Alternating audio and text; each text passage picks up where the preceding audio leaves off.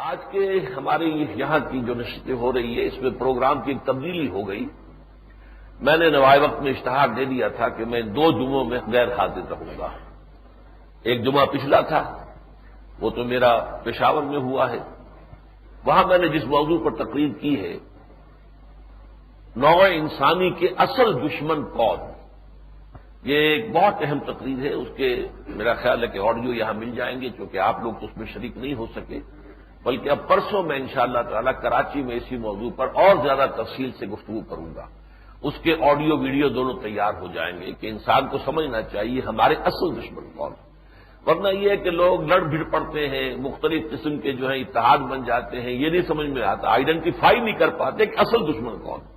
ہو سکتا ہے کوئی آستین کے اندر بیٹھا ہوا سانپ ہے جو ڈنگ مار رہا ہو، اور آپ ادھر ادھر تلاش کر رہے ہو کہ یہ کیا ہو رہا ہے میرے ساتھ۔ تو نوع انسانی کے اصل دشمن کون ہے، یہ بات بھی قابل ذکر ہے پشاور کے بارے میں کہ میں تو پہنچ گیا تھا جمعرات کی شام کو وہاں۔ جمعے کے صبح اخبار دیکھے تو اس میں لکھا ہوا تھا کہ پابندی ہے، ڈاکٹر اسرار جو ہے صبح سرن میں داخل نہیں ہو سکتے۔ بہرحال اس کے بعد وہ ایس پی صاحب کوشش کرتے رہے کسی طرح مجھے نوٹس سرو کر دیں، لیکن ہمارے ساتھیوں نے انہیں نہیں بتایا کہ میں کہاں ٹھہرا ہوا ہوں، تو جمعے کی نماز تک وہ نوٹس سرو نہیں ہو سکا۔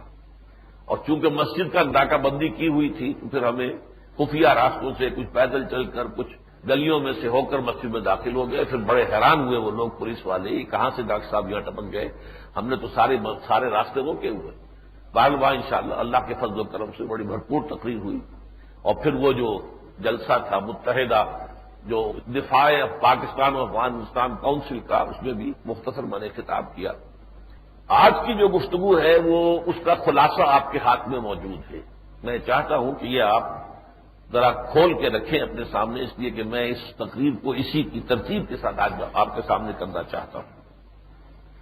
دیکھیے، پہلی بات یہ جو میں نے یہاں بارہا بیان کی ہے، اس کا صرف اشارہ کروں گا کہ قرآن مجید میں اشارات موجود ہیں اور احادیث نبویہ میں تصریحات موجود ہیں کہ قیامت سے قبل کل روئے ارضی پر حکومت الہیہ قائم ہوگی، جس کو ہم حکومت الہیہ بھی کہہ سکتے ہیں، نظام خلافت علی منہاج النبوہ بھی کہہ سکتے ہیں، اور دین حق کا غلبہ بھی کہہ سکتے ہیں، جو بھی چاہے کہہ لیں۔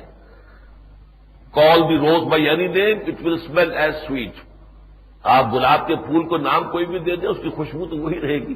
تو اس حوالے سے آپ کچھ بھی کہہ دیں، یہ حکومت الہیہ کی اصطلاح جو ہے یہ کرسچین جو ایک ان کی دعا ہے عیسائیوں کی، جو ہماری سورہ فاتحہ کے جو سمجھیے کہ ان کے ہاں متبادل ہے، اس میں یہ الفاظ آئے، دائی kingdom come, thy will be done on earth as it is in heavens, اے رب تیری حکومت آ جائے اور تیری مرضی جیسے آسمانوں میں پوری ہو رہی ہے زمین پر بھی پوری ہو، زمین پر بھی تیرا قانون چلے، تیرا نظام ہو۔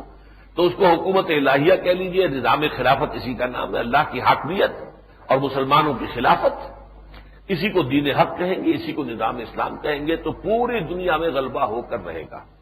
اس کے اشارات قرآن میں اور صریح جو ہے اس کی خبریں دی ہیں محمد الرسول اللہ صلی اللہ علیہ وسلم نے۔ میں آج اس پر وقت نہیں صرف کر سکتا، مجھے آج کافی لمبی بات آپ سے کرنی ہے۔ اس سے متصلاً قبل ایک دور ہے، یعنی یہ تو نوید جاں فضا ہے کہ پوری دنیا میں اسلام کا غلبہ ہوگا اور کل روئے ارضی پر جو ہے حکومت الہیہ نظام خلافت قائم ہو جائے گا، لیکن اس سے پہلے متصلاً قبل ہولناک قسم کی جنگوں کا ایک عظیم سلسلہ ہوگا، جن میں سے ایک جنگ کو حضور صلی اللہ علیہ وسلم نے احادیث میں عظیم ترین جنگ کہا ہے، تاریخ انسانی کی عظیم ترین جنگ۔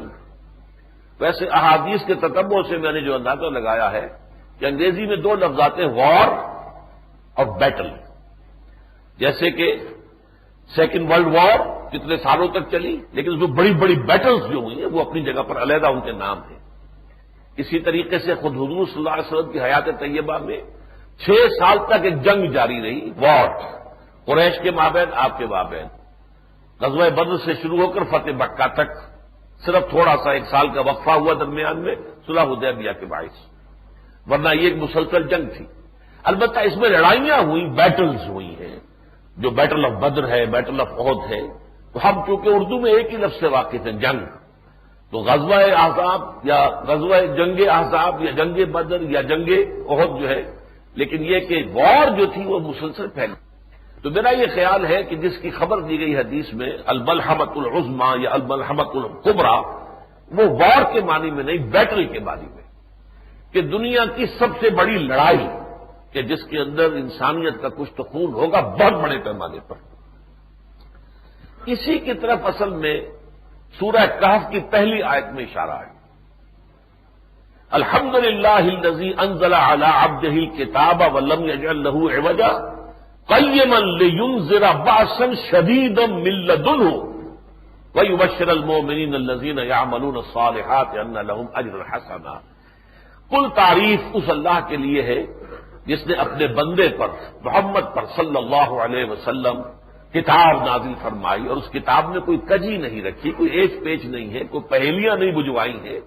کتاب مبین ہے، قیماً ہمیشہ قائم رہنے والی اور سیدھی، لینذر بأسا شدیدا من لدنہ، تاکہ خبردار کرتے کہ ایک بہت بڑی جنگ آنے والی ہے، بہت بڑی جنگ آئے گی جس کے اسباب اللہ کی طرف سے خصوصی طور پر پیدا کیے جائیں گے. یہ ہے وہ جنگ جو اب یوں سمجھیے کہ نوع انسانی اس کے دہانے پر کھڑی ہوئی. لینذر بأسا شدیدا من لدنہ ویبشر المؤمنین الذین یعملون الصالحات. ساتھ ہی یہ بشارت دے دے یہ کتاب ان اہل ایمان کو جو نیک اعمال کرتے ہوں گے، ان لہم اجرا حسنا، ان کے لیے بہت عمدہ اللہ تعالیٰ کے ہاں ان کا اجر ہے. ماکثین فیہ، اس اجر میں وہ ہمیشہ ہمیشہ رہیں گے، پھر وہاں سے جنت سے انہیں نکلنا نہیں ہے. ماکثین فیہ ابدا. وَيُنذِرَ الَّذِينَ قَالُوا اتَّخَذَ اللَّهُ وَلَدًا، اور خاص طور پر قرآن نازل ہوا کس لیے؟ تاکہ خبردار کرنے محمد صلی اللہ علیہ وسلم ان لوگوں کو جنہوں نے یہ کہا ہے کہ اللہ نے بیٹا بنایا. یہ جو دنیا میں اس وقت جو موجود ہیں مذاہب، ان میں صرف ایک مذہب ہے عیسائیت، جو جس کی بنیاد ہی حضرت مسیح علیہ السلام کی ابنیت پر ہے. وہ صرف ولد نہیں کہتے، ابن کہتے ہیں، ابن بیٹے کو کہتے ہیں. کی بات نہیں حضرت مسیح علیہ السلام کو. یہ اتنا بڑا شرک ہے. کبرت ہوئی تو ہے سے اسفا. اور دو آیتیں آخری جو ہیں اس کی، وَإِنَّا لَجَاعِلُونَ مَا عَلَيْهَا صَعِيدًا جُرُزًا، اور جو کچھ زمین پر ہے ایک وقت آئے گا کہ ہم اسے چٹیل میدان بنا دیں گے، اور جو کچھ ہے اوپر چور چور ہو کر رہ جائے گا. اس کا ہلکا سا نقشہ، جیسا کہ میں نے جب پہلا جمعہ آیا تھا اس حادثے کے بعد 11 ستمبر کے بعد، تو میں نے عرض کیا تھا کہ قیامت صغریٰ دنیا نے دیکھ لی. قیامت کبریٰ جب آئے گی تو ہمالیہ پہاڑ بھی ایسے ہی ہو جائے گا جیسا کہ اس وقت یہ ٹوین ٹاورز ہو گئے. وہ بھی پہاڑ سے کم نہیں، عمارتوں کے اندر پہاڑ، ہمالیہ پہاڑ کی، پہاڑوں میں ہمالیہ پہاڑ سب سے اونچا تو عمارتوں میں ٹوین ٹاورز سب سے اونچے تھے. اس حوالے سے دیکھیے کہ جیسے کہ سورہ طہ میں فرمایا وَتَرَى الْجِبَالَ فَتَحْسَبُهَا جَامِدَةً وَهِيَ تَمُرُّ مَرَّ السَّحَابِ. تم ان پہاڑوں کو دیکھتے ہو بڑے جمے ہوئے، ٹھوس ہیں، مضبوط ہیں، لیکن تم دیکھو گے کہ وہ اس دن بادلوں کی طرح چل رہے ہوں گے. اب بادلوں کا چلنا ان لوگوں کو تو معلوم ہے جو ہوائی جہاز میں جاتے ہیں، کہ یہاں سے تو ہمیں نظر آتا ہے شاید سالڈ چیز ہے بادل، لیکن جب ہوائی جہاز چیرتا ہوا بادلوں کو نکلتا معلوم ہوتا کچھ بھی نہیں ہے، روئی کے دھنکی ہوئی روئی کی طرح کی کوئی شے ہے جس میں سے ہوائی جہاز نکلا چلا جا رہا ہے. اور یہ نقشہ میں نے اپنی آنکھوں سے دیکھا. وہ ٹاور جو پہلے ہٹ ہوا تھا اس پر پہلی ہٹنگ کے نتیجے میں تو جو اوپر کی منزلیں تھیں اس میں سے سیاہ دھواں نکل رہا تھا، لیکن کچھ دیر کے بعد جب دوسرے ٹاور کے گرنے کے بعد جب اس کے گرنے کی باری آئی ہے تو پھر دیکھنے والے آنکھوں نے دیکھا کہ بالکل بادل، سفید بادلوں کا سا دھواں یا غبار یہ اٹھا ہے اس کے اوپر سے. تو وَتَرَى الْجِبَالَ تَحْسَبُهَا جَامِدَةً وَهِيَ تَمُرُّ مَرَّ السَّحَابِ، جیسے بادل ہوتے ہیں، سفید بادل نظر. بہرحال یہ بھی نقشہ چھوٹا سا ہے جو اللہ تعالیٰ نے دکھا دیا ہے قیامت کا، کہ اس طور سے اس زمین میں ہر شے جو ہے وہ برابر کر دی جائے گی. نہ کوئی اونچائی رہے گی، نہ نیچائی رہے گی، نہ کوئی موڑ رہے گا، نہ ٹیڑھ رہے گی. لا عوج فیہا ولا امتا، نہ کوئی ٹیلا رہے گا نہ کوئی اونچائی. بہرحال یہ جو جنگوں کا سلسلہ شروع ہونے والا ہے، احادیث نبویہ میں اس کے بارے میں بڑی تفاصیل ہے. میں آج اصل میں آپ حضرات کے لیے چند احادیث لے کر آیا ہوں. آج کا میرا یہ خطبہ جو ہے ان احادیث کے درس پر، کیونکہ آپ نے معلومات دیکھا ہے کہ شروع میں نے کہاں سے کیا ہے، یہ نکال لیجیے اپنا اشتہار. قرائن سے معلوم ہوتا ہے کہ احادیث رسول صلی اللہ علیہ وسلم میں قیامت کے قریب جن ہولناک جنگوں، ملاحم کی پیشن گوئی کی گئی تھی. ملاحم کیوں کہتے ہیں انہیں؟ لحم کہتے ہیں گوشت کو، اور ملحم، اب بھی اگر آپ جاتے ہیں وہاں سعودی عرب حج کے لیے، عمرے کے لیے، تو ملحم یہ کیا ہے؟ جو کسائیوں کی دکانیں ہیں جہاں گوشت کے ٹکڑے کیے جاتے ہیں، ٹکڑے کر کر کے ان کو فروخت کیا جاتا ہے، تو وہ ملحم ہے۔ تو ملاحم، کیونکہ جنگوں کے اندر تو گوشت کے ٹکڑے اٹھتے ہی تھے، تو یہ ملاحم جو آنے والی ہے، پیشن گوئی کی گئی تھی، ان کا سلسلہ شروع ہونے والا ہے۔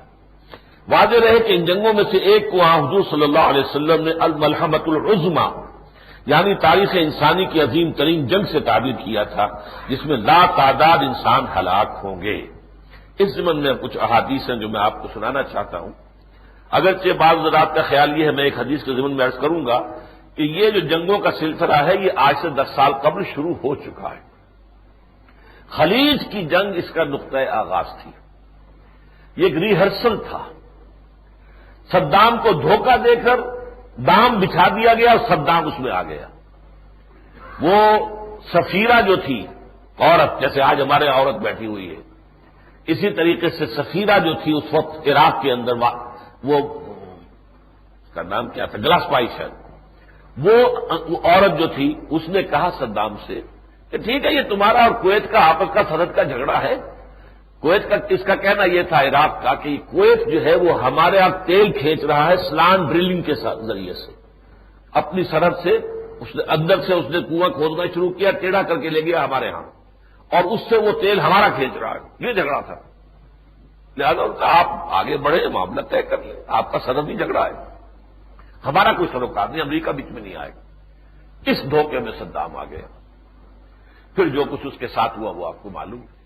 کتنی بڑی کولیشن، آج بھی اتنے دن جو لگ گئے 11 ستمبر سے آج تک کولیشن بنانے کی فکر ہے۔ امریکہ اکیلا کو قدم اٹھانے کے لیے تیار نہیں ہے، چاہے وہ سپریم پاور آن ارتھ ہے اور اس کے پاس دنیا کی عظیم ترین قوت موجود ہے، پھر بھی ڈرتا ہے، ڈرپوک ہے۔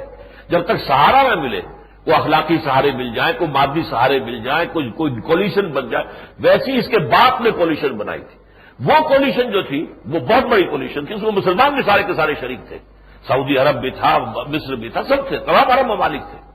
وہ اس وجہ سے کہ واقعتاً آن دی فیس آف اٹ جسے کہا جائے گا ایگریشن ہوا تھا۔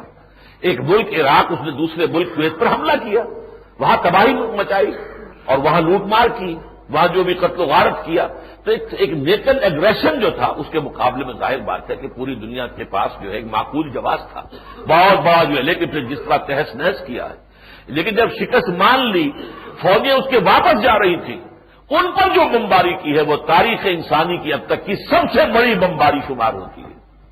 قبرستان بنا دیا اس پورے کی پوری سڑک کو جو کویت سے جا رہی تھی بغداد کی طرف، ان میں ٹرک چل جا رہے ہیں بار بار، اور سب کو جو ہے ختم کر دیا وہیں پر، اس لیے بمباری کی۔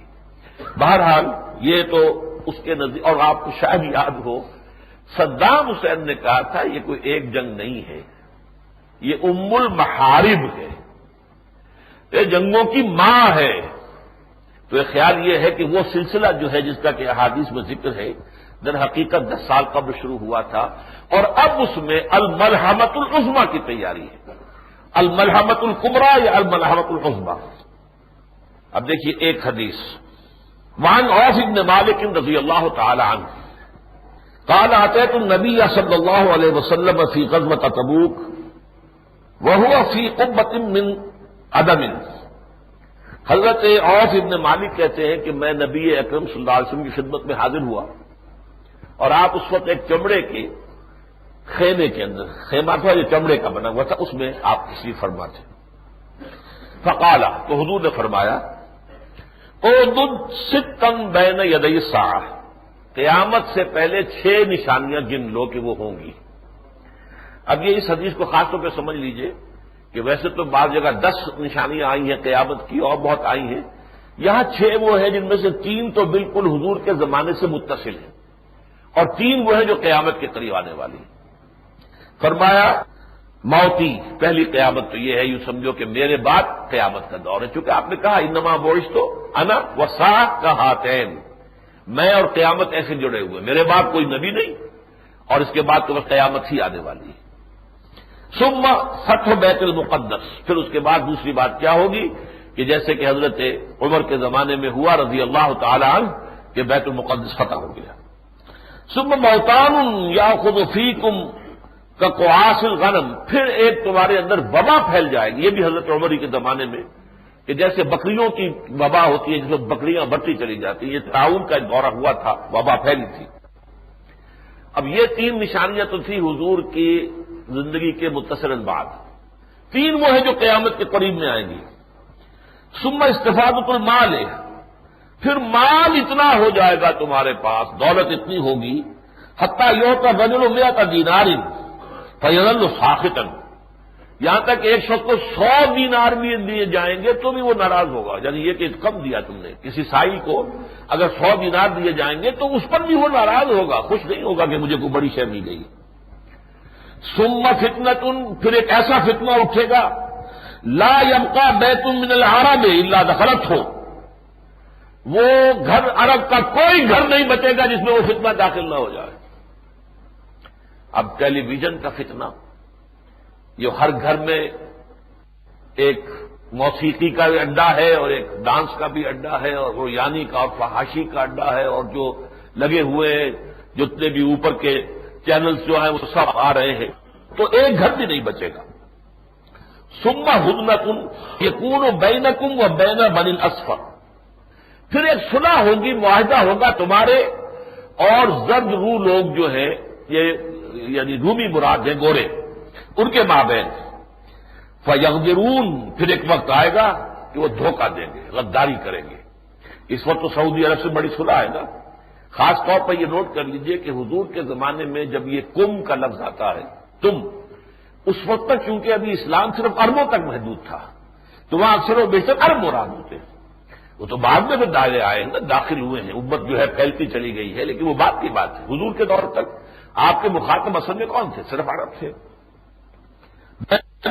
بین بنی اصفر، عربوں کے اور ان رومیوں کے، عیسائیوں کے درمیان جو ہے وہ ایک معاہدہ ہوگا. فیغدرون فیاتونکم، پھر وہ غداری کریں گے اور تم پر حملہ آور ہوں گے. فیاتونکم تحت 80 غایۃ، 80 جھنڈے لے کر آئیں گے. تحت کل غایۃ 12 الفا، اور ہر جھنڈے کے نیچے 12,000 فوجی ہوں گے.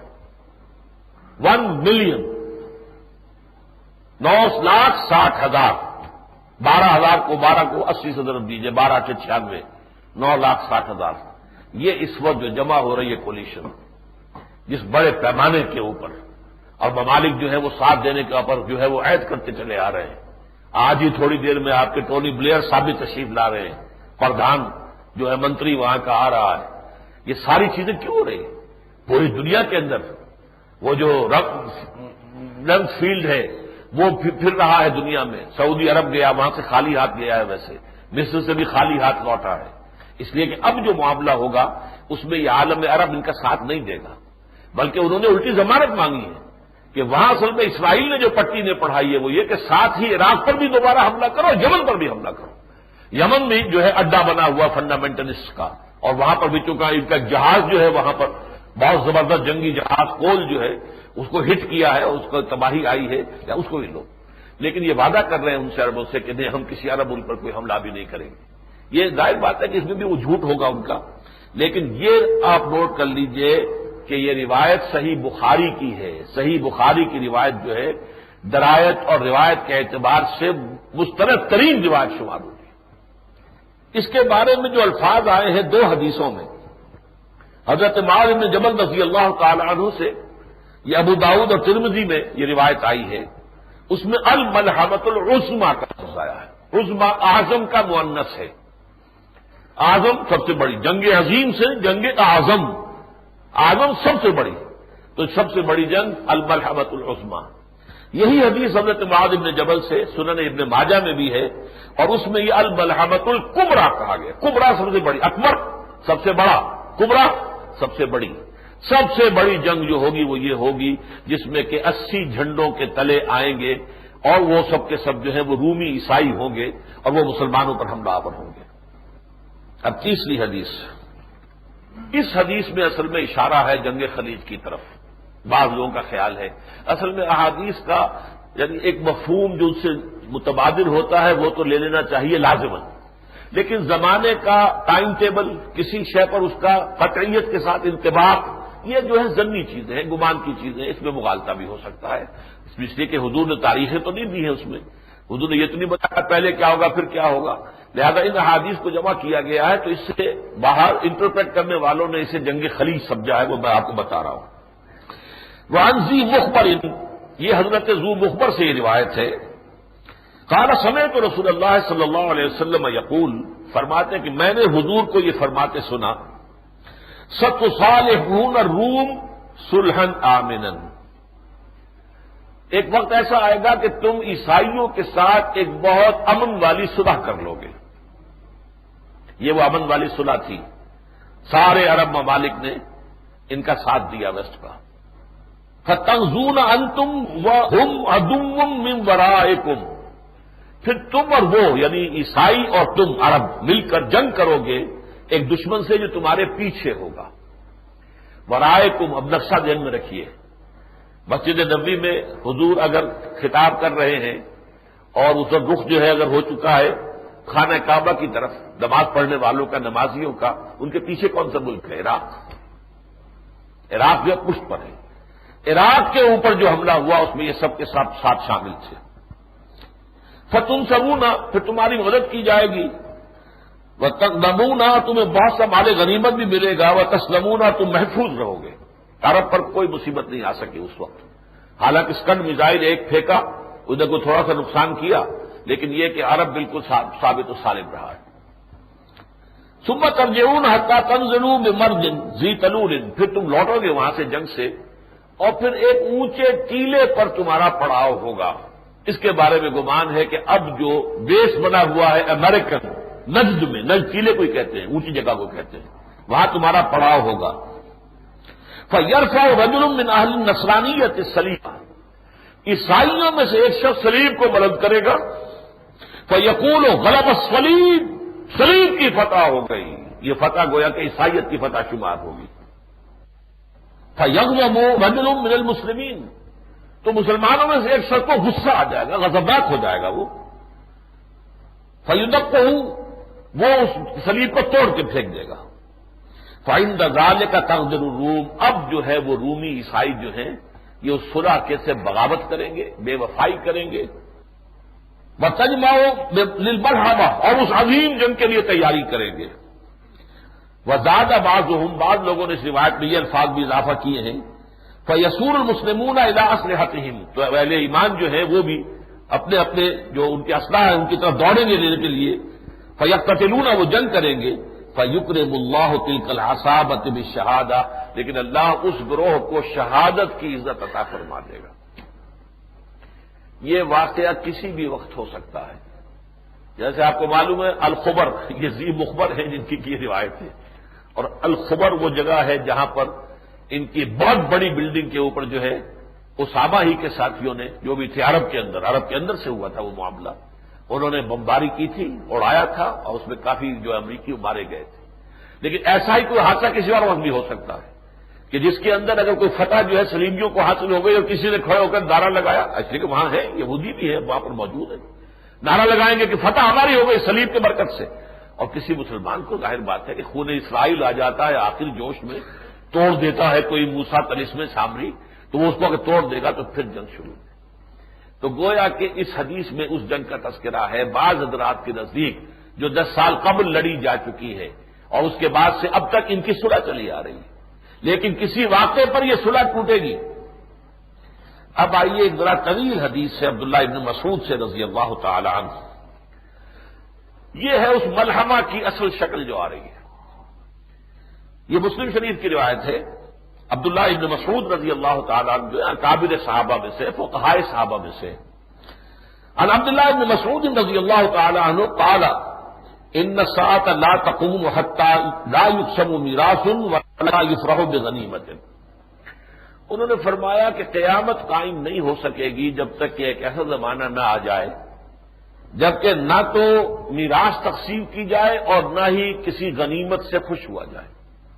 اب یہ ایک استعارہ ہے، کس بات کے لیے؟ یہ آخر میں آئے گا۔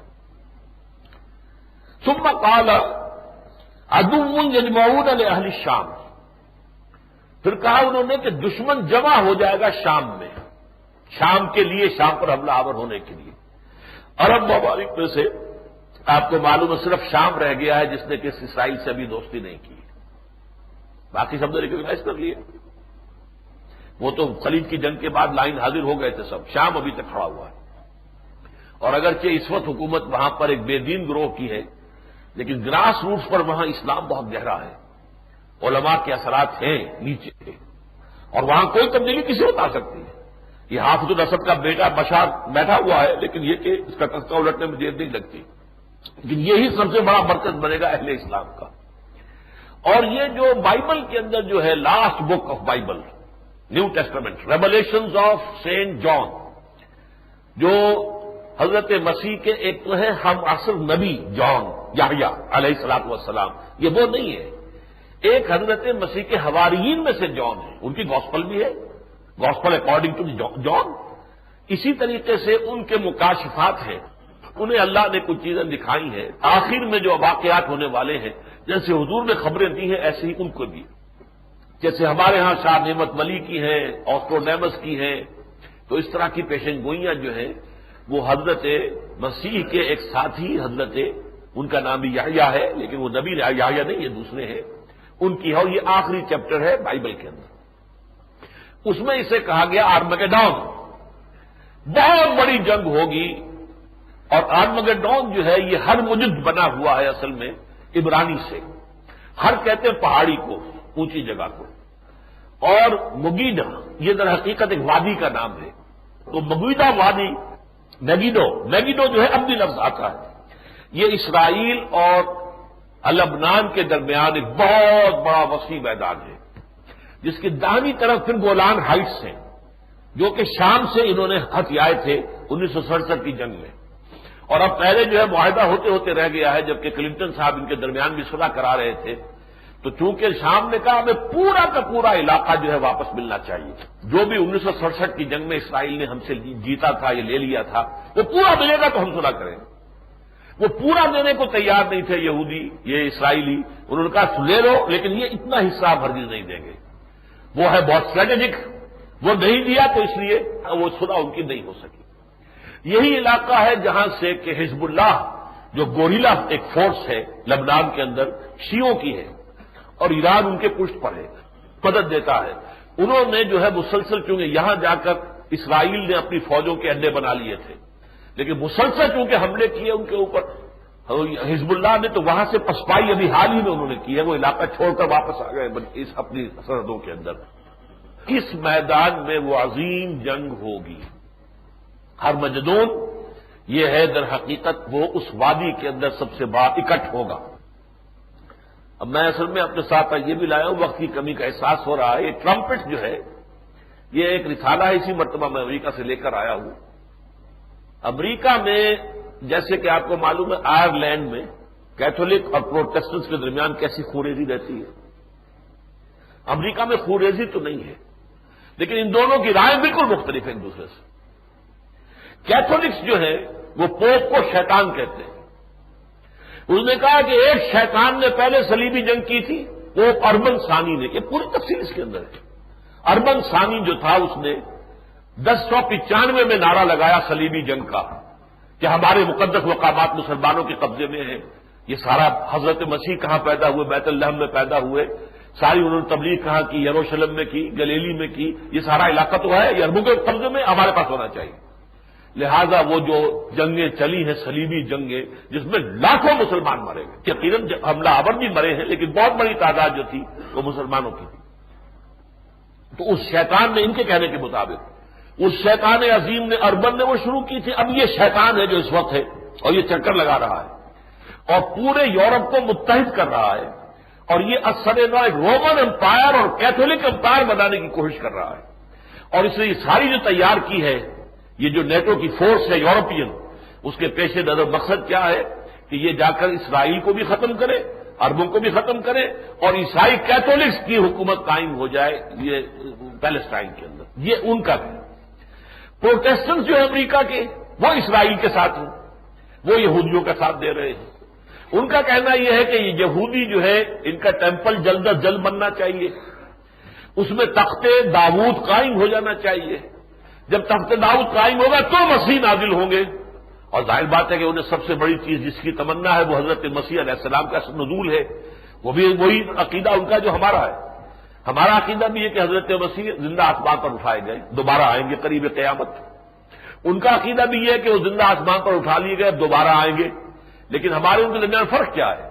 وہ کہتے ہیں کہ حضرت مسیح صلیب پر چڑھے، وہاں ان کا انتقال ہو گیا، لیکن پھر اس کے بعد ریزریکشن ہو گئی، ان کو دوبارہ زندہ کر کے اللہ نے پھر انہیں اٹھا لیا۔ ہمارے نزدیک وہ صلیب پر چڑھے ہی نہیں، ان کی جگہ کوئی اور چڑھا ہے جس کی شکل بنا دی گئی ان کے طور ان کی جیسی، ولیکن شبہ لہ، مشابہت پیدا کر دی گئی ان کے لیے حضرت مسیح کے چہرے کے ساتھ، لہذا وہ سیڑھی پر چڑھا۔ حضرت مسیح کو تو اس سے پہلے ہی اللہ نے زندہ آسمان پر اٹھا لیا۔ یہ ہے ہمارے اور ان کے عقیدے کے مابین فرق۔ لیکن سیکنڈ کمنگ آف کرائسٹ جو ہے، دوسری مرتبہ حضرت مسیح کا آنا جو یہ متفق علیہ ہے مسلمانوں اور عیسائیوں کے مابین۔ وہ یہ کہتے ہیں کہ یہ اسی وقت آئیں گے جب کہ یہ تھرڈ ٹیمپل بن جائے، اس میں تخت داؤد قائم ہو جائے، اس تھرون آف ڈیوڈ پر آ کر اتریں گے حضرت مسیح علیہ السلام اور وہاں سے پوری دنیا پر حکومت کریں گے۔ تو گویا کہ ان کا تعلق جو ہے، ان کو کہتے ہیں کرسچن زائنسٹ، یعنی یہودیوں کے اور اسرائیل کے جو سب سے بڑے جو طرفدار ہیں اس وقت امریکہ میں وہ کرسچنز ہیں، پروٹیسٹنٹس ہیں، ایونجلسٹ جن کو کہا جاتا ہے۔ بڑے بڑے ان میں جو ہے بلی گراہم جیسے جو بڑے بڑے وائس، بڑے بڑے خطیب ہیں۔ بہرحال اس پر تو کیونکہ ایک کتاب بھی لکھی ہے سفر الحوالی صاحب نے، وہ غالباً ہم نے بھی چھاپی ہے، کراچی سے کتاب چھپی ہے، اس وقت یہاں موجود نہیں ہے، بہرحال اس کی تفسیر اس کے اندر موجود ہے۔ تو صورت یہ ہے کہ یہ جگہ ہے جہاں پر کہ جنگ ہوگی۔ فرمایا یجمع لہم اہل الاسلام عدو یجمعون لاہل الشام، شام پر حملہ کرنے کے لیے جو دشمن ہیں عیسائی وہ جمع ہو جائیں گے۔ وَيَجْمَعُ لَهُمْ أَهْلُ الْإِسْلَامِ، اسلام والے لوگ بھی، مسلمان بھی ان کا مقابلہ کرنے کے لیے جمع ہو جائیں گے۔ فَتَشَرَّطَ الْمُسْلِمُونَ شُرْطَةً، اب اس میں 3 دن کے بارے میں آتا ہے کہ جنگ بڑی خوفناک ہوگی۔ پہلے دن مسلمانوں میں ایک جماعت ہوگی ڈیتھ اسکواڈ، جو یہ طے کر لے گی کہ ہم واپس زندہ نہیں آئیں گے، یا فتح یا موت۔ تمام دن جنگ ہوگی، شام کو جنگ جو ہے فتح اور شکست میں تبدیل نہیں ہو سکے گی، بلکہ ایک طرح کا رات آ گئی تو جنگ بند ہو جائے گی، اور وہ جو ڈیتھ اسکواڈ تھا وہ ختم ہو جائے گا، مسلمان سب کے سب شہید ہو جائے گا۔ دوسرے دن پھر ایسا ہی ہوگا، پھر کچھ لوگ جو ہے طے کریں گے، عہد کریں گے اور شرط لگا دیں گے یہ کہ یا مریں گے یا فتح، لیکن فتح حاصل نہیں ہوگی، وہ سب کے سب جو ہے فوت ہو جائیں گے، لیکن شکست بھی نہیں ہوگی۔ تیسری مرتبہ بھی یہی ہوگا، لیکن فرق فرمایا چوتھی مرتبہ فَإِذَا كَانَ يَوْمُ الرَّابِعِ، جب چوتھا دن آئے گا، لَهَدَا إِلَيْهِمْ بَقِيَّةُ أَهْلِ الْإِسْلَامِ، پھر تمام جو مسلمان لشکر تھا وہ پورا کا پورا ان پر ایک ہی مرتبہ ٹوٹ پڑے گا۔ فَيَجْعَلُ اللَّهُ الدَّبَرَةَ عَلَيْهِمْ، اللہ تعالیٰ دشمن کی پیٹھیں ان کی طرف کر دے گا، یعنی دشمن بھاگے گا، بے انتہا جو ہے شکست کھا کر بھاگے گا۔ فَيَقْتَتِلُونَ مَقْتَلَةً، پھر وہ جنگ ہوگی، ایسی جنگ ہوگی لم یرا مثلھا، جیسی کہ کبھی دنیا میں دیکھی نہیں گئی، اتنی بڑی جنگ ہوگی۔ حتی ان الطائر لیمر بجنباتہم، یہاں تک کہ ایک پرندہ جو ہے چاہے گا کنی کترا کر لاشوں پر سے میں گزر جاؤں، کوئی ننگی زمین مل جائے جہاں لاش نہ پڑی ہو، فلا یخلفہم، وہ لاشوں کے اس جو بڑا ہوا ہوگا اس میں سے نہیں گزر سکے گا، فلا یخلفہم حتی یخر میتا، کہ یہاں تک کہ پھر وہ بالکل تھک کر گر کے پوری لاشوں کے اوپر گرے گا۔ کتنی لاشیں ہوں گی کہ پرندہ چاہے گا، آپ کو پرندے بھی بڑا اللہ تعالیٰ نے حصے لطیف دی ہوئی ہے، کچھ گندے ایسے بھی ہیں، گدھ وہ تو آتے ہی ہیں مردار کے اوپر، جیسے مکھی جو ہے وہ گندگی پر آتی ہے، ایسے مردار جو کے اوپر آئے گا گدھ، لیکن عام پرندہ جو ہے وہ تو گن کھاتا ہے اس سے، اور وہ جو ہے بچنے کی کوشش کریں گے لیکن جگہ نہیں ہوگی، تھکتے اڑتے اڑتے اڑتے اڑتے اڑتے اڑتے تھک کر گر پڑیں گے، مر کر گر پڑیں گے، اور یہ کہ انہیں جگہ نہیں ملے گی جہاں کہ وہ نیچے اتر سکے اور وہاں کوئی لاش نہ ہو۔ فرمایا فَيُتَعَادُ بَنُو الْأَبْ، اب مسلمان جو ہیں ذرا گنتی کریں گے کہ ہم میں کتنے مر گئے کتنے بچے، تو ایک باپ کے بیٹوں کی جب گنتی ہوگی کانو میتن، تو معلوم ہوگا وہ 100 تھے، ہو سکتا ہے دادا کے پوتے شمار ہوتے ہو، یا عربوں میں تو ایک باپ کے بھی 100 بیٹے کو عجیب بات نہیں ہے۔ یہ جو بن لادن صاحب ہیں ان کے بھائی بھی 40-50 ہیں، 60 ہیں شاید، کچھ پتہ نہیں ہے، اور کنگ عبدالعزیز کے بیٹے جو ہیں وہ جن کی حکومت انہی میں چلی آ رہی ہے وہ بھی 40-50 تھے، کوئی پتہ نہیں یہاں پہ کیا مراد ہے۔ فَيُتَعَادُّ بَنُو الْأَبْ كَانُوا مِئَةً فَلَا يَجِدُونَهُ بَقِيَ مِنْهَا إِلَّا الرَّجُلُ، وہ دیکھیں گے ان 100 میں سے 99 شہید ہو گئے، صرف ایک بچا۔ فَبِأَيِّ غَنِیمَةٍ یُفْرَحُ، اب آ گئی وہ بات جو شروع میں تھی، اب کیا مال غنیمت سے خوشی حاصل ہوگی؟ جس باپ کے 99 کھیت رہے، ایک رہ گیا، وہ کو مال غنیمت کی کیا خوشی اسے ہوگی؟ اور ای میراث یقسم، یا کون سی میراث کی اب تقسیم ہوگی؟ تو مسئلہ ختم ہو گیا۔ اتنی بڑی جنگ ہے جس کا کہ نقشہ کھینچا گیا، رواہ مسلمون، مسلم شریف کی روایت ہے یہ۔ میں اس لیے کہہ رہا ہوں کہ عام طور پر لوگ جو ہے ذرا حدیثوں سے کچھ زیادہ دلچسپی نہیں رکھتے، تو میں متن لے کر آیا ہوں ساتھ آج کچھ لانے کے لیے۔ ظاہر بات ہے کہ یہ جنگ جو ہونے گی الملحمۃ العظمیٰ صاف نظر آ رہا ہے۔ اس کے بعد ایک سیکنڈ فیز آئے گا، وہ میرا آج کا موضوع نہیں ہے۔ ملحمۃ العظمیٰ میں سمجھتا ہوں کہ اب تلی کھڑی ہوئی ہے، زیادہ دور نہیں ہے۔ اس کی وجہ کیا ہے وہ بھی میں ابھی آپ کو بتاتا ہوں، لیکن یہ کہ اس جنگ کا دوسرا دور پھر وہ ہوگا جب عیسائیوں کو مسلمانوں کے ہاتھوں شکست ہو جائے گی، پھر اسرائیل کھڑا ہوگا۔ پہلے مرحلے پر اسرائیل کو یہ چپ کر کے بٹھائے رکھیں گے، جیسے خلیج کی جنگ میں بٹھائے رکھا۔ خلیج کی جنگ میں ان سب نے کہہ دیا تھا کہ تم خاموش رہو، تم نے اگر حصہ لیا تو تمام مسلمان جو ہے میدان میں آ جائیں گے، پھر ہماری کولیشن ٹوٹ جائے گی، عرب جو ہے پھر ہمارا ساتھ نہیں دیں گے، لہذا انہیں شامل نہیں کیا۔ ساری جنگ لڑی ہے، ویسٹرن جتنے بھی تھی قوتیں انہوں نے جنگ لڑی، لیکن کیا لڑی ہے؟ جنگ لڑنے کی نوبت تو آئی نہیں، تہس نہس کر دیا اوپر سے ایریل بمبارڈمنٹ کے ذریعے سے، اور ان کے رادر سارے جام کر دی، ساری ان کے تو ہتھیار ہی نکمے ہو کر رہ گئے تھے عراق کے۔ بہرحال لیکن اب بھی ایسا ہی ہوگا، اسرائیل سے یہ کہیں گے تم بیٹھے رہو، تم مت بولو، ہم تمہاری جنگ لڑ رہے ہیں۔ لیکن جب یہ کہ یومیوں کو شکست ہو جائے گی تو پھر اسرائیل، اور ان میں کھڑا ہوگا ایک مسیح الدجال، وہ اعلان کرے گا میں وہ مسیحا ہوں کہ جو اب گریٹر اسرائیل قائم کرے گا اور تھرڈ ٹیمپل کی تعمیر ہوگی۔ اس موقع پر پھر اللہ تعالی حضرت مسیح کو نازل کر دیں گے، المسیح ابن مریم، جو کہ اصل مسیح ہے، وہ اسے قتل کریں گے، اور اس کے بعد مسلمانوں کے ہاتھوں یہودیوں کا قتل عام ہوگا، ایک ایک یہودی چن چن کر قتل کر دیا جائے گا۔ اس کی حدیث میں آپ کو پہلے سنا دیتا ہوں، عبداللہ ابن مسعود سے ہے، مسلم شریف کی روایت ہے، حضرت ابو ہریرہ سے ہے رضی اللہ تعالی عنہ، عن ابی ہریرہ قال قال رسول اللہ صلی اللہ علیہ وسلم لا تقوم الساعة حتى يقاتل المسلمون اليهود۔ حضرت ابو ہریرہ روایت کرتے ہیں کہ حضور صلی اللہ علیہ وسلم نے فرمایا قیامت قائم نہیں ہوگی جب تک کہ مسلمان یہودیوں سے جنگ نہیں کریں گے، فیقتلهم المسلمون، اور مسلمان انہیں قتل کریں گے، حتی یختبی الیہودی من وراء الحجر والشجر، یہاں تک کہ اگر کوئی یہودی کسی پتھر کی چٹان کے پیچھے یا کسی درخت کے پیچھے چھپے گا، فیقول الحجر والشجر، تو وہ پتھر، چٹان اور وہ درخت جو ہے پکار کر کہے گا یا مسلمو، اے مسلمان، یا عبداللہ، اے اللہ کے بندے، ھذا یہودی خلفی، آؤ یہ میرے پیچھے چھپا ہوا ایک یہودی جو ہے، فتعال، آؤ، فاقتلہ، اسے قتل کر دو، الا الغرقد فانہ من شجر الیہود، سوائے ایک درخت غرقد کا ایسا ہوگا جو یہودیوں کو پناہ دے گا، وہ یہودیوں کا ساتھی ہے۔ اور آج مجھے بتایا گیا ہے کہ سب سے زیادہ پلانٹیشن جو ہے اسرائیل میں وہ غرقد کی گئی ہے۔ اب مجھے نہیں معلوم وہ درخت کیسا ہے، کس نوعیت کا ہے، لیکن سب سے بڑی پلانٹیشن غرقد کی گئی۔ یہ مرحلہ آئے گا حضرت مسیح علیہ السلام کے نزول کے بعد، اور اس کے بعد پھر پوری دنیا کے اندر، چونکہ حضرت مسیح جب آئیں گے عیسائیت کو ختم کر دیں گے۔ عیسائیت کی عبادت سارا کھڑا ہوا ہے صلیب کے اوپر، وہ کہہ کہ صلیب پر میں چڑھائی نہیں، تم کیا کس چکر میں پڑے ہوئے ہو، یکسر الصلیب، وہ صلیب توڑ دیں گے۔ شریعت موسیٰ میں سور حرام تھا، انہوں نے اپنے لیے حلال کر لیا، وَيَقْتُلُ الْخِنزِيرَ، خنزیر کو قتل کر دیں گے، یعنی اس کا کھانا ممنوع کر دیں گے، اور اس کے بعد جو ہے ان کا مذہب عیسائیت جو ہے ایز سچ ختم ہو جائے گا، اور تمام عیسائی دنیا مسلمانوں میں شامل ہو کر، اور پھر یہ قوت بنے گی جو پوری دنیا کے اوپر اسلام کو غالب کرے گی۔ آخری مرحلے میں یاجوج ماجوج کا ایک حملہ ہوگا، اور عام طور پر سمجھا جاتا ہے کہ وہ روس اور چین ہوں گے۔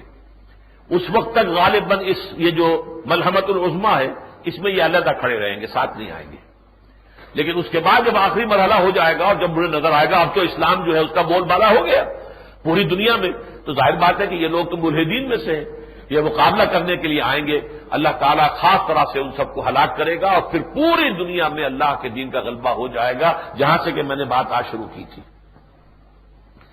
اب دیکھیے، یہ جو واقعات میں نے آپ کو احادیث کی روح سے سنائے ہیں، اس اپنے ہینڈ بل کو نکال لیجئے۔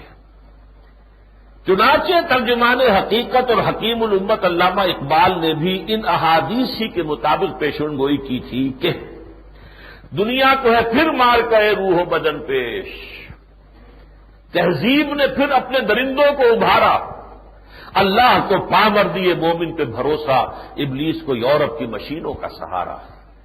واضح رہے کہ اس وقت صدر امریکہ جارج بش ہو یا وزیر اعظم برطانیہ ٹونی بلیئر اور یا ان کے دوسرے حواری، یہ سب تہذیب کی دہائی دے رہے ہیں۔ اور سویلائزیشن اس کو خطرہ ہے، یہ جو ورلڈ ٹیررزم ہے اس سے ہماری تہذیب کو خطرہ ہے، ہمارا تمدن، ہماری تہذیب، ہمارا نظام، دے آر تھریٹنڈ تہذیب، اور اس کے تحفظ کے لیے پورا مغربی دنیا اور اس کے وسائل اور اسلحہ کو یکجا کیا جا رہا ہے۔ یہاں میں آپ کو سورہ طٰہٰ کی ایک آیت کا حوالہ دینا چاہتا ہوں۔ حضرت موسیٰ اور حضرت ہارون علیہ السلام جب دربار میں تشریف لے گئے فرعون کے، وہاں دعوت پیش کی اپنی، اور فرعون نے جو ہے پھر مقابلے کے لیے جادوگروں کے ساتھ مقابلہ طے کروایا، تو جس وقت وہ جمع ہوئے ہیں، سب کے سب لوگ ٹھٹ کے ٹھٹ لوگ جمع ہیں، حضرت موسیٰ بھی میدان میں آ گئے، جادوگر بھی آ گئے۔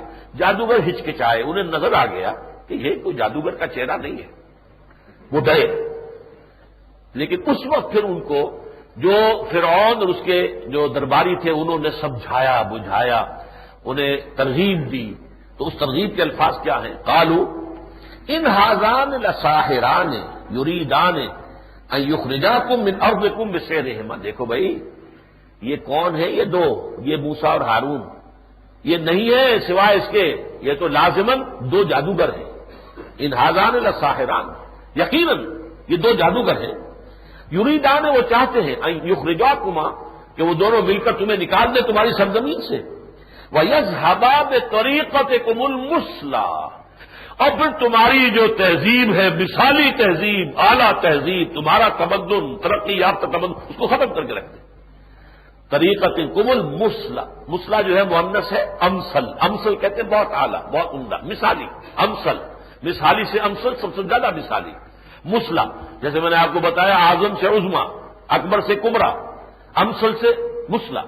بے طریقتکم المثلیٰ، تمہاری جو مثالی تہذیب ہے اس کو خطرہ لاحق ہو گیا ہے، لہذا فاجمعوا کیدکم ثم اتوا صفا، تو اپنی پوری مہارت کو جمع کرو، جیسے آج جو ہے بش صاحب جمع کرنے میں لگے ہوئے، پوری دنیا کی طاقت کو جمع کریں، ہر طرف سے جو ہے کوئی نہ کوئی مورل سپورٹ ہی مل جائے، تھوڑی سی کوئی اور میٹیریل سپورٹ نہ صحیح کچھ تو ہو، لیکن ہمارا ساتھ تو دیں، یا آپ ہمارے دشمن ہیں یا ہمارا ساتھ دیں، تھرڈ آلٹرنیٹو کوئی نہیں چھوڑا دنیا میں اس وقت۔ تو فرمایا فاجمعوا کیدکم، اپنے پورے ہیلے جو بھی تمہارے پاس ہے صلاحیت، اس سب کو جمع کرو، ثم اتوا صفا، پھر صف میں کھڑے ہو کر مقابلہ کرو اس موسیٰ کا اور ہارون کا علیہ الصلوۃ والسلام۔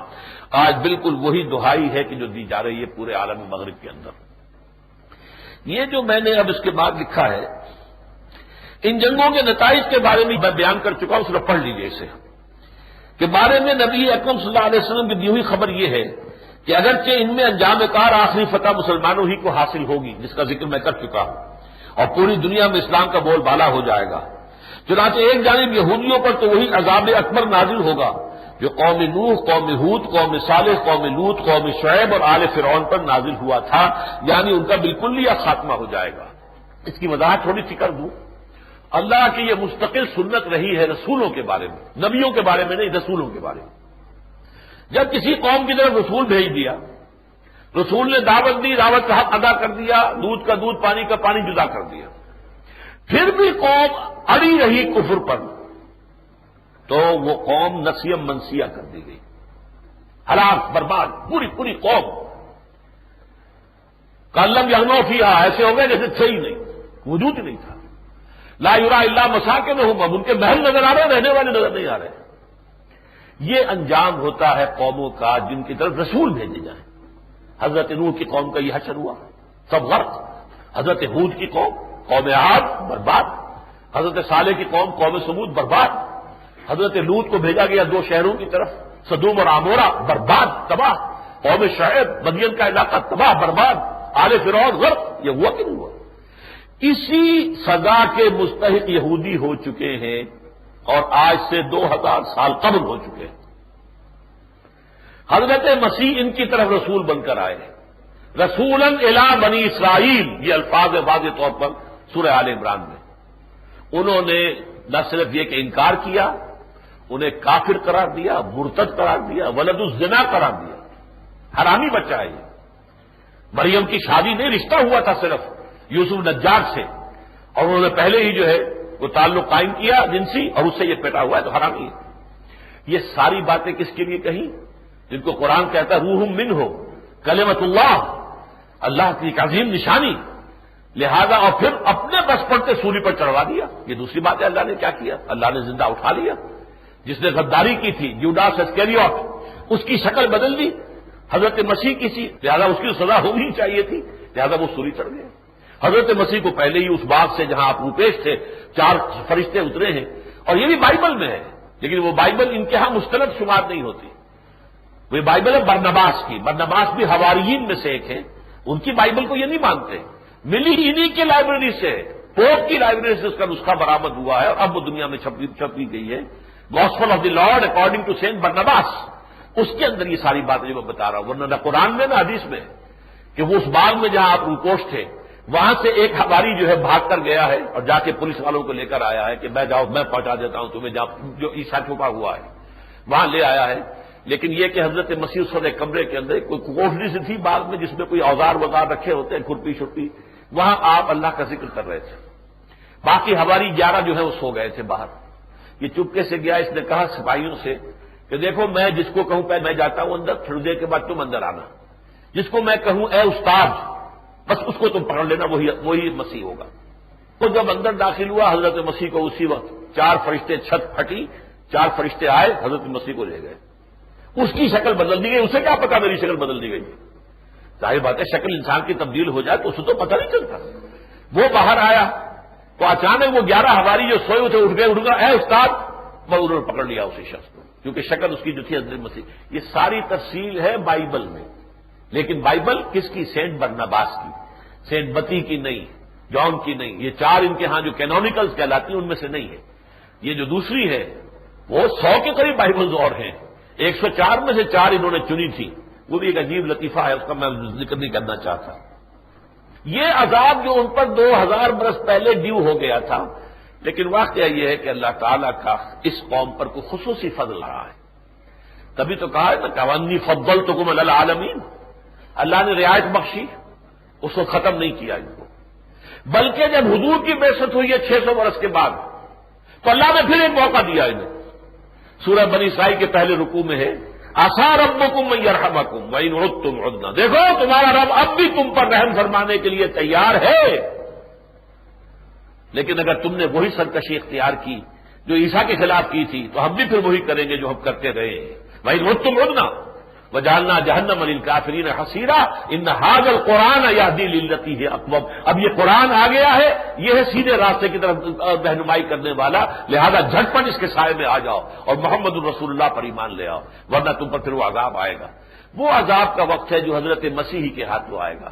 اللہ نے حضرت مسیح کو بھی اٹھا لیا، وہ آئیں گے اور انہی کی نگاہوں کے سامنے، بلکہ ان کی نگاہوں کے ذریعے سے یہودی پگھل جائے گا۔ الفاظ یہ آتے ہیں ایک حدیث کے اندر، جہاں تک ان کی نگاہوں کا یا سانس کا اثر جائے گا یہودی پگھلتے چلے جائیں گے۔ وہ دجال جو ہوگا، دجال الاکبر جو مسیح الدجال بن کر آئے گا، اسے حضرت مسیح اپنے ہاتھوں قتل کریں گے۔ اسی دمشق، اسی شام میں دمشق کی جو مسجد جامع عموی ہے اس کے سفید مینار کے اوپر حضرت مسیح کا نزول ہوتا ہے، تو واقعہ آئے گا، پوری دنیا دیکھے گی اور ان کے سامنے جو ہے یہ واقعات آنے والے ہیں۔ تو یہودیوں کا تو وہی حشر ہوگا، نہیں ان کے بالکل یہ خاتمہ ہو جائے گا، اور جس عظیم ترین اسرائیل کے وہ خواب دیکھ رہے ہیں وہ ان کا عظیم ترین قبرستان بن جائے گا۔ اور دوسری جانب عیسائیت ایک مذہب کی حیثیت سے ختم ہو جائے گی اور پوری عیسائی دنیا اسلام میں داخل ہو جائے گی۔ تاہم ابتدائی مراحل میں مسلمانوں بالخصوص عربوں پر شدید مصائب آئیں گے اور مسلمانوں کو عیسائیوں کے ہاتھوں بہت سا جانی نقصان اٹھانا پڑے گا۔ آخری فتح جو ہے اس سے پہلے اس امت کو بھی کچھ سزا ملنی ہے اپنی بدعمالیوں کی۔ ہم جب بھی انگریزوں سے آزاد ہوئے، فلسطینی اور فرانسیسیوں سے آزاد ہوئے، کہیں اور سے آزاد ہوئے، ہسپانویوں سے آزاد ہوئے، ہالینڈ کے لوگوں سے آزاد ہوئے، کہیں بھی ہم نے آزاد ہو کر اسلام قائم نہیں کیا۔ یہ جرم چھوٹا تو نہیں ہے۔ پہلے ہم کہتے تھے ہم کیا کریں، انگریز کی حکومت ہے، ہم مجبور ہے، ملکن جبریت، اب تو مجبور ہے بالکل۔ اب تو آپ آزاد ہیں، آپ کے صدر صاحب بھی مسلمان ہیں، مصر کے صدر حسنی مبارک بھی مسلمان ہیں، یہ سب مسلمان ہیں، حکومتیں مسلمان کہلاتی ہیں، ممالک کو آپ مسلمان ملک کہتے ہیں، کہیں ہے اسلام؟ یہ تو ہمیں سزا تو مل گئی ہے نا۔ اللہ کی لاٹھی جو ہے وہ بے آواز ہے، آتی ہے سزا اللہ کی طرف سے، وہ ڈھیل ضرور دیتا ہے، پھر ایک دم جو ہے جیسے کہ پھانسی کا تختہ کھینچ لیا جاتا ہے، ایسی قوم کا ایک دم اچانک آ جاتا ہے، مقتتاً اچانک بھڑکاو آ جاتا ہے، لیکن ڈھیل سے انسان کو دھوکہ نہیں کھانا چاہیے۔ چنانچہ اب محسوس ہوتا ہے کہ یہ بٹی دہکنے ہی والی ہے، وقت میں آج زیادہ لے لوں گا، آپ گھبرائیے نہیں۔ دیکھیے یہودیوں کے صبر کا پیمانہ لبریز ہو گیا ہے، اس لیے کہ صاف نظر آ رہا ہے کہ یہودیوں کے صبر کا پیمانہ لبریز ہو چکا ہے۔ وہ صبر کس معنی میں ہے؟ آپ یہ نہ سمجھیں میں تعریف کر رہا ہوں کہ یہ بڑی صابر قوم ہے، اس میں تو کوئی شک نہیں، بڑی سخت قوم ہے، سخت جان۔ جو ان کے اوپر دنیا کی ان کی تاریخ کے اندر جو سخت عذاب آئے ہیں، نبوکدنضر کے ہاتھوں آئے، یونانیوں کے ہاتھوں آئے، اشوریوں کے ہاتھوں آئے، پھر رومیوں کے ہاتھوں آئے، پھر ابھی جو ہٹلر کے ہاتھوں آئے جرمنی کے، ہے کس قدر سخت جان قوم ہے، پھر بھی موجود ہے، نہ صرف موجود ہے، 2000 سال کے بعد ملک بنا لیا اپنا۔ سن 70 عیسوی میں نکال دیے گئے تھے فلسطین سے، نکل جاؤ یہاں سے، ڈایاسپورا شروع ہو گیا، 500 برس تک تو یہ داخل ہی نہیں ہو سکے۔ عیسائیوں کا غلبہ تھا، کیونکہ سن 300 عیسوی کے اندر قسطنطین جو تھا، ایمپرر کانسٹنٹائن آف روم، وہ عیسائی ہو گیا، پوری مملکت جو ہے عیسائی ہو گئی، اور عیسائی سمجھتے تھے ہمارے خدا کو سوری چڑھانے والے ہی ہیں، خدا کا بیٹا خدا ہی ہو گیا نا، اس کو سوری انہوں نے چڑھائی ہے، لہذا بدترین دشمن تھے ان کے، انہیں سخت پرسیکیوشن کا سامنا تھا، نکال دیے گئے تھے، بھاگ جاؤ، منتشر ہو گئے تھے، ڈایاسپورا کہتے ہیں اسے، ہمارا دور انتشار۔ 500 برس پہلے یہ واقعہ ہو چکا ہے حضور کی ولادت سے، 571 عیسوی میں حضور کی ولادت مبارکہ ہے، اور سن 70 میں یہ واقعہ ہوا، 500 برس گزر چکے تھے۔ اور پھر یوں سمجھیے کہ جب حضرت عمر کے زمانے میں یروشلم فتح ہوا ہے تو انہوں نے پھر ان کے ساتھ رعایت کی کہ تم آ سکتے ہو، یہاں داخل ہو سکتے ہو، اپنے مقدس مقامات کی زیارت کر سکتے ہو، لیکن عیسائیوں نے جب ہینڈ اوور کیا تھا بیت المقدس حضرت عمر کو رضی اللہ تعالی عنہ، تو یہ شرط لگا دی تھی آپ یہاں پر یہودیوں کو آباد ہونے کی اجازت نہیں دیں گے۔ عیسائی تو بدترین دشمن تھا نا یہود کا، یہ شرط ان کی طرف سے آئی ہوئی، حضرت عمر نے قبول کر لی۔ یہی شرط ہے کہ جو آخری خلیفہ جو یعنی ترک جو تھا سلطان عبد الحمید، اس کے اتنی بڑی بڑی انہوں نے لالچ پیش کی ہے، رشوتیں پیش کی کہ ہمیں وہاں پر آباد ہونے کی انہوں نے اجازت نہیں دی، سازش کر کے انہوں نے وہ خلافت ختم کروائی، اور پھر 1917 میں بالفور ڈیکلریشن انگریزوں کے ذریعے سے انہوں نے وہاں پہ آباد ہونے کی اجازت لے دی۔ سن 70 سے نکلے ہوئے 1917 میں آئے، تو کتنی محنت کی انہوں نے، یہ تو طویل داستان ہے، میں جو پرسوں تقریر کروں گا اس میں گویا اس کی تفصیل آ جائے گی، اس کا پھر آپ کو ویڈیو آڈیو مل جائے گا۔ بڑی محنت کی اس قوم نے، کس طرح عیسائیوں کو اپنے تابع کیا ہے، دشمنوں کو تابع کر لیا، اس وقت چھائے ہوئے عیسائیوں کے اوپر، پروٹیسٹنٹ عیسائی تو ان کا آگے کار ہے، وہ یہودیوں سے بڑھ کر اسرائیل کو پشتپناہ اور مددگار ہے۔ تو اب تو خاص طور پر کیتھولک جو عیسائی ہیں وہ بھی ساتھ دے رہے ہیں، لیکن یہ ہے کہ اتنا نہیں، کیتھولکس کا نقطہ نظر مختلف ہے، پھر بھی پروٹیسٹنٹس کے ذریعے سے، چونکہ برطانیہ سب سے بڑا ہیڈ تھا پروٹیسٹنٹس کا، اور اسی طریقے سے امریکہ اس وقت سب سے بڑا ہیڈ بن گیا پروٹیسٹنٹس کا، اور یہی دونوں ہیں جو آپ کو نظر آتے ہیں بھارتی طور پہ، بش صاحب ہے یا ٹونی بلیئر ہے۔ باقی تو یہ کہ کوئی کسی کے ساتھ کوئی گفتگو ہو رہی ہے وہاں جا رہے ہیں، پہلے نیٹو نے کہہ دیا تھا کہ ہمیں کوئی آپ نے پروف وغیرہ نہیں دیے، اب مان لیا ہے، پہلے ہمارے ہاں بھی یہ تھا کہ کوئی پروف نہیں آیا، اب پتہ نہیں کون سا پروف دکھا دیا ہے۔ اب بھائی پروف ہے تو اسے سامنے لاؤ نا، وہ خفیہ کیوں ہے؟ اگر آپ کے پاس اتنا بڑا ثبوت ہے تو اسے، اور طالبان کو بالکل نہیں بتانا، کمال ہے۔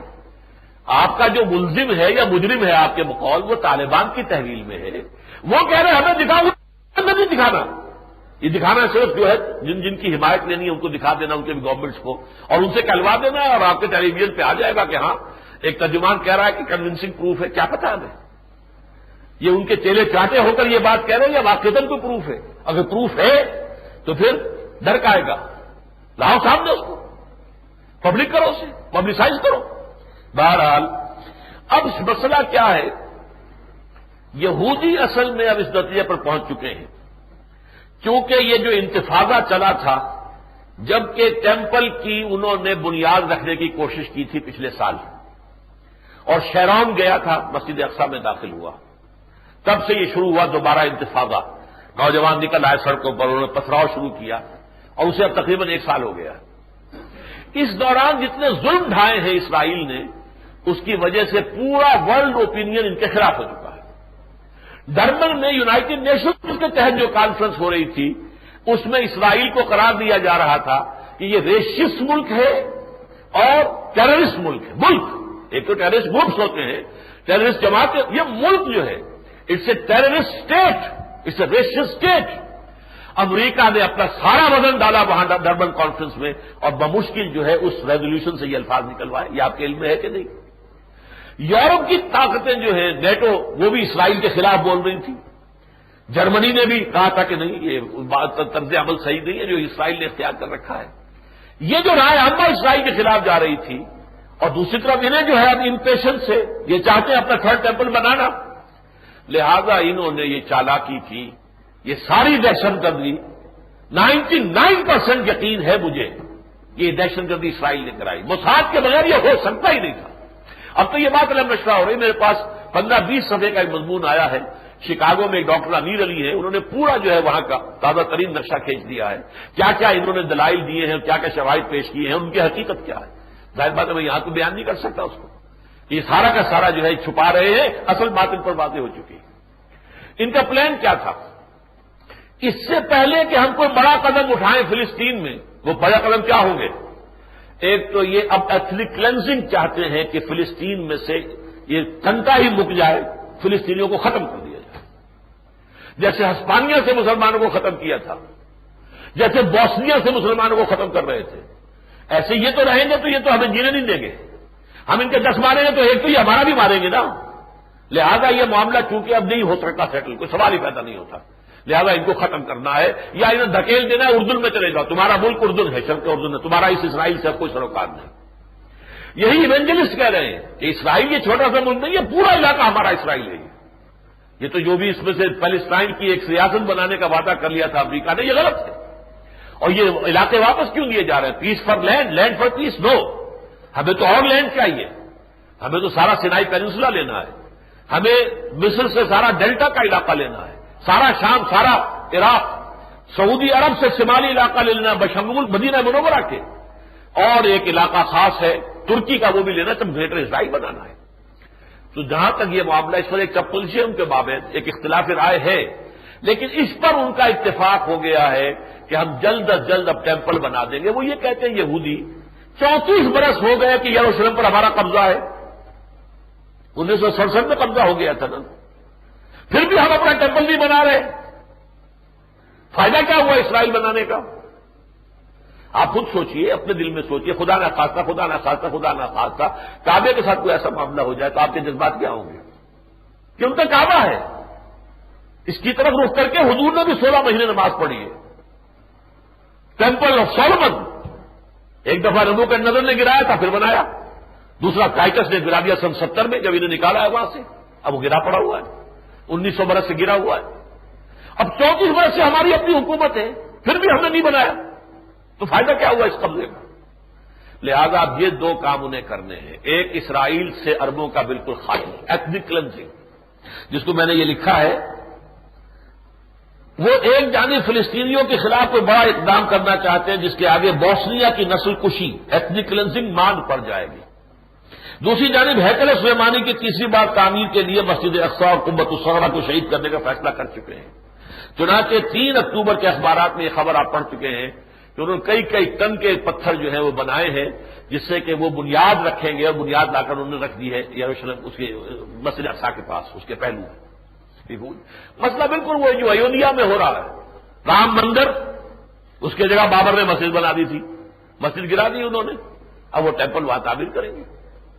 اسی طریقے سے یہ ہیکل سلیمانی، اسے رومیوں نے گرا دیا تھا، مسلمانوں نے یہاں مسجد بنا لی۔ قبۃ الصخرہ جو ہے جہاں سے حضور کا آسمانی سفر شروع ہوا ہے جو معراج کا، اس کے اوپر یہ بہت بڑا گنبد جو ہے عبد الملک بن مروان نے بنوایا، اور اس حوالے سے یہ اب ہمارے لیے آج مقدس مقام ہے۔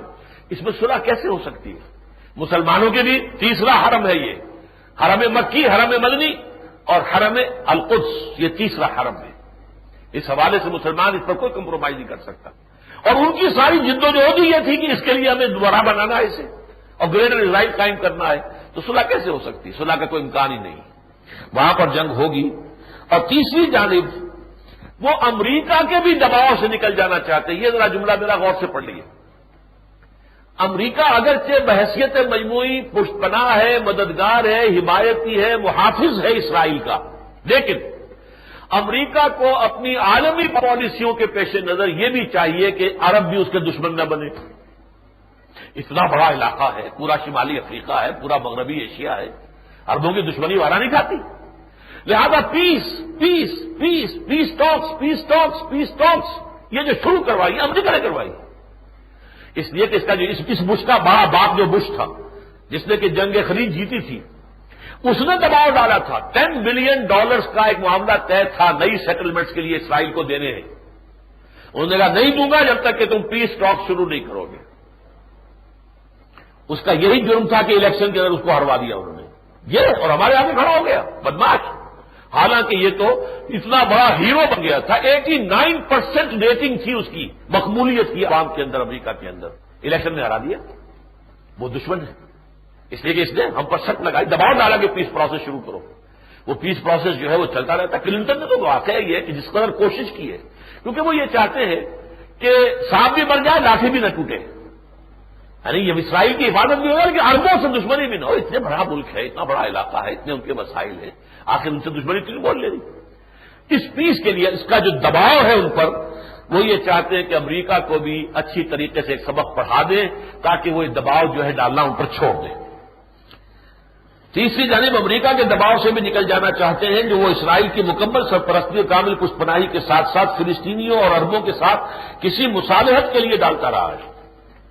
لہذا اسرائیل نے اپنے ایجنٹوں کے ذریعے امریکہ میں ہولناک اور ناقابل تصور دہشت گردی کروا کے ایک طرف تو یہ کوشش کی ہے کہ امریکہ فوری طور پر مشتعل ہو کر افغانستان کے خلاف کوئی بڑا قدم اٹھا لے، جس کی لپیٹ میں ان کی خواہش ہے کہ پاکستان اور اس کی ایٹمی صلاحیت بھی آ جائے، اور دوسری طرف ایک سابق اسرائیلی وزیر اعظم نتن یاہو کی اس دھمکی پر بالفعل عمل کر کے کہ میں واشنگٹن میں آگ لگا دوں گا۔ اس نے ایک مرتبہ کہا تھا امریکہ جو ہے وہ اپنی حدود میں رہے، ہمارے اوپر دباؤ نہ ڈالے ورنہ میں واشنگٹن میں آگ لگا دوں گا۔ یہ Nitin Yahoo he is on record, تو دنیا کی اندر جو ہے ریکارڈڈ چیزیں ہیں، اس پر عمل کر کے دکھایا ہے تاکہ امریکہ کو بھی یہ ہوش آ جائے کہ ہمارے عزائم کے مقابلے میں کہیں آگے آؤ گے تو تمہاری اینٹ سے اینٹ بجا کر رکھ دیں گے۔ یہ ہے در حقیقت ایک تیر سے جو شکار کرنے کی انہوں نے کوشش کی ہے۔ اب ہوگا کیا یہ تو اللہ کے علم میں ہے۔ ان کی خواہش تو یہ تھی کہ ایک طرف افغانستان اور پاکستان ان دونوں کا قلع کما ہو جائے، اور کم سے کم یہ ہے کہ ایٹمی صلاحیت جو ہے پاکستان کی جس کا انہیں خوف ہے۔ یہ سن 67 ہی میں وہ جو جنگ تھی، جو عرب اسرائیل جنگ کے بعد جشن منایا تھا فتح کا پیرس میں، جہاں زائنسٹ جمع ہوئے تھے، بن گوریون نے وہاں تقریر کرتے ہوئے کہا تھا ہمیں کسی عرب ملک سے کوئی اندیشہ، کوئی خوف، کوئی ڈر نہیں، ہمیں خوف ہے تو صرف پاکستان سے۔ لہذا پاکستان کی قوت کو نقصان پہنچانا اور پاکستان کی ایٹمی صلاحیت کو مفروض کرنا یہ ان کے مقاصد میں شامل ہے، اور اس میں ظاہر بات ہے کہ بھارت ان کا بھرپور ساتھ دے رہا ہے، سری نگر میں بم دھماکہ کروا کے، تاکہ یہ جو ہے ورلڈ ٹیررزم کے اندر اب وہ اسامہ اور اس کے عرب ساتھیوں کے ساتھ ساتھ جو کشمیر کے اندر مجاہد تحریکیں ہیں ان کو بھی ساری لپیٹ میں لے، ایک ہی لپیٹ میں لے جاؤ، اور یہ کہ اس کے اڈے ہم نے بتا دیے ہیں، اتنے اڈے 28 اڈے جو ہیں ان کے کیمپ جو ہے وہ آزاد کشمیر میں، اور اٹل بہاری واجپئی کا بیان آ گیا ہمارے پاس دو ہی راستے ہیں، یا تو ہم خاموش بیٹھے اپنی تباہی کو دیکھتے رہے، اور یا یہ کہ ہم جو آزاد کشمیر پر حملہ کرتے، یہ بیان آ گیا اس کا۔ تو یہ ہے اصل میں سازش۔ یہ دوسری بات ہے کہ ہوگا کیا یہ اللہ ہی جانتا ہے۔ انہم یکیدون کیدا واکید کیدا، یہ اپنی سی چالیں چل رہے ہیں، اپنے سے نقشہ کار بنائے ہیں، اور میرا اپنا ایک نقشہ ہے، اللہ تعالیٰ فرماتا ہے آخر کار جو ہے اللہ کا نقشہ جو ہے پورا ہوگا۔ اس میں کوئی شک نہیں ہے کہ پاکستان یقیناً اس وقت نازک ترین دور میں سے گزر رہا ہے۔ جو فیصلہ کیا ہے مشرف صاحب نے، ہمیں اس سے شدید اختلاف ہے، لیکن ساتھ ہی میں نے یہ بھی کہا تھا کہ میں یہ سمجھتا ہوں کہ وہ اپنی سمجھ کے مطابق پاکستان کے تحفظ کے لیے کر رہے ہیں، اگرچہ یہ تحفظ ہونا نہیں ہے، اس لیے کہ ایک دشمن کو ختم کرنے کے بعد دوسرے کے اوپر ان کا دھاوا آنا ہی آنا ہے، آپ کی ایٹمی پاور پر آنا ہی آنا ہے، اس کو چھوڑنے والے نہیں ہے، اصل تار جو ہے یہ وہی کھینچ رہا ہے ان کی، لہذا وہ جو چاہیں گے وہ ہوگا۔ لیکن پاکستان میں ایک اندیشہ شدید ہے جو میں مشرف صاحب کے منہ پر کہہ کر آیا تھا کہ اس کا بھی اندیشہ ہے کہ پاکستان میں خانہ جنگی شروع ہو جائے، سول وار ہو جائے۔ جتنے بڑے پیمانے پر جو جلوس نکلا ہے کوئٹے میں، تمام ورلڈ میڈیا نے اس کو لیا ہے، مولانا فضل الرحمان صاحب نے جس کی قیادت کی ہے۔